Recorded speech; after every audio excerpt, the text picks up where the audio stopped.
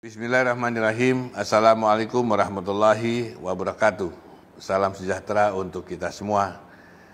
Yang saya hormati dan banggakan Ketua Umum Pengurus Pusat Persatuan Anggota BPD Seluruh Indonesia, Saudara Ferry Radiansah, Sekjen Persatuan Anggota BPD Seluruh Indonesia, Saudara Ibnu Katsir, para pengurus Provinsi Persatuan Anggota BPD Seluruh Indonesia, para pengurus daerah, kabupaten kota, BPD seluruh Indonesia, anggota BPD seluruh Indonesia dimanapun Anda berada.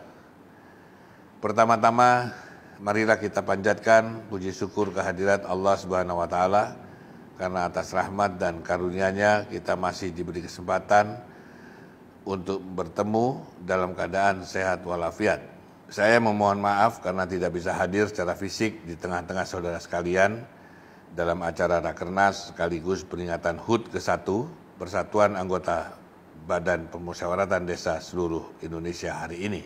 Bapak, Ibu, dan saudara sekalian yang saya hormati, topik bahasan yang diberikan kepada saya oleh panitia dalam acara ini adalah membangun Indonesia dari desa. Topik ini sangat tepat dan sesuai dengan apa yang selama ini kami gaungkan di DPD RI, karena saya selalu mengatakan bahwa wajah Indonesia adalah wajah dari 34 provinsi di Indonesia, dan wajah provinsi adalah wajah dari seluruh kabupaten kota di wilayah tersebut. Begitu seterusnya hingga ke pemerintahan terkecil di Republik ini, yaitu desa.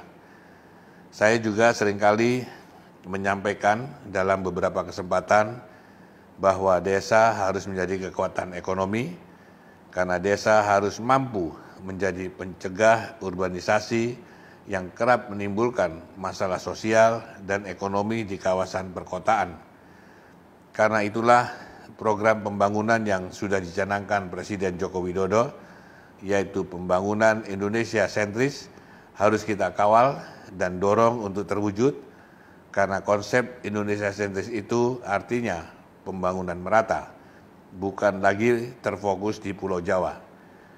Karena itu, pemerintah mengalokasikan dana desa yang cukup besar, bahkan diupayakan terus meningkat dari tahun ke tahun. Tercatat sejak tahun 2015 hingga 2019, dana desa yang sudah dikucurkan mencapai 257 triliun rupiah, dan dari tahun 2019 hingga 2025, pemerintah bertekad mengalokasikan hingga 400 triliun rupiah ke seluruh desa di Indonesia. Bapak, Ibu, dan saudara sekalian yang saya hormati, persoalan berikutnya adalah menjawab pertanyaan bagaimana desa bisa bangkit dengan adanya stimulus dana desa tersebut.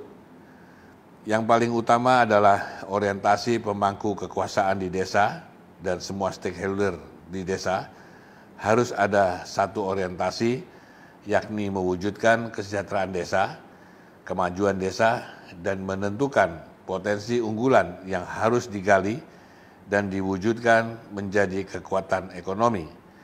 Potensi desa harus dipilih dan ditentukan karena antara satu desa dengan desa lainnya tentu memiliki perbedaan potensi. Kesepakatan ini harus lahir dari stakeholder di desa tersebut, bukan lahir dari program pemerintah di atas desa, bukan atas arahan bupati, gubernur, atau presiden sekalipun, karena yang lebih tahu potensi desa adalah warga di desa itu. Sekali lagi, bukan top down tapi bottom up. Karena desa memang harus mandiri seperti diamanatkan oleh Undang-Undang Nomor 6 Tahun 2014 tentang desa, yang memberikan keleluasaan luar biasa kepada desa untuk menjadi desa mandiri. Pemerintah pusat melalui Kementerian Dalam Negeri memiliki tanggung jawab mendorong terwujudnya hal tersebut melalui 5 program yang harus diberikan kepada desa. Kelima program tersebut adalah: pertama, pengembangan kapasitas aparatur desa; kedua, manajemen pemerintah desa; ketiga, perencanaan pembangunan desa; keempat, pengelolaan keuangan desa; dan kelima, penyusunan peraturan desa. 5 program tersebut harus diakses oleh desa di Kementerian Dalam Negeri, karena hal itu menjadi amanat dari Undang-Undang Nomor 23 Tahun 2014 di mana pasal 8 ayat 3 dan pasal 373 ayat 3 dikatakan bahwa pembinaan dan pengawasan penyelenggaraan urusan pemerintahan dan penyelenggaraan pemerintahan daerah secara nasional dikoordinasikan oleh Menteri Dalam Negeri.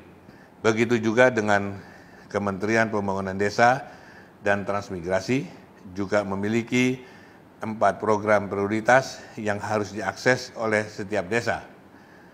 Keempat program prioritas tersebut adalah pertama, memproduksi produk unggulan kawasan pedesaan atau Prukades. Kedua, membuat embung desa. Ketiga, mendirikan badan usaha milik desa atau BUMDes. Dan keempat, membangun sarana olahraga desa. DPD RI secara khusus juga mendorong optimalisasi BUMDes dengan mengajukan inisiatif rancangan undang-undang BUMDes yang tahun ini sudah masuk dalam program legislasi nasional atau prolegnas, karena bagi DPD RI pendirian BUMDes sangat penting bagi kemandirian ekonomi desa, sebab BUMDes mendorong kontribusi keuangan desa dari hasil usaha mereka. Misalkan saja ada satu proses produksi yang bisa dikelola BUMDes, hal itu tentu lebih baik daripada dikelola individual. BUMDes bisa melibatkan banyak orang dan mampu berkontribusi menambah pendapatan desa.